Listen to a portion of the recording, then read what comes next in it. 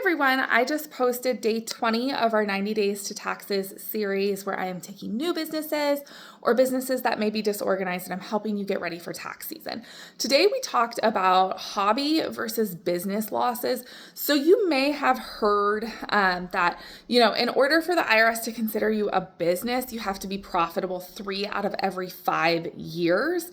And that has some basis in truth, but it's not true. Like that actual fact itself is not true. So you don't have to be profitable 3 out of every 5 years in order to be considered a business.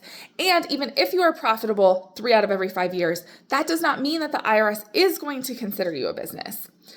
If you are profitable 3 out of every 5 years, the IRS can still audit you for being a hobby. And essentially what happens is the burden of proof that you're a hobby lies on the IRS if you hit that 3 out of every 5 years. If you do not, the burden of proof that you are a business is on you. There are businesses that have very long sustained losses that are allowed to be considered a business and have won court cases against the IRS because they meet certain factors. So those factors are present, which are characteristics of a business. These factors point to this activity that you are saying is a business having a primary profit motive, meaning that the primary motive behind that activity is a profit, and that would be a business, okay? If the primary motive is not a profit, that would point towards a hobby. And a hobby is not allowed to take the same deductions that a business can.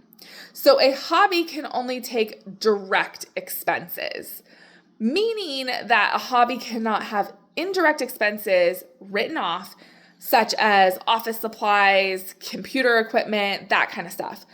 However, a hobby can also not create a loss.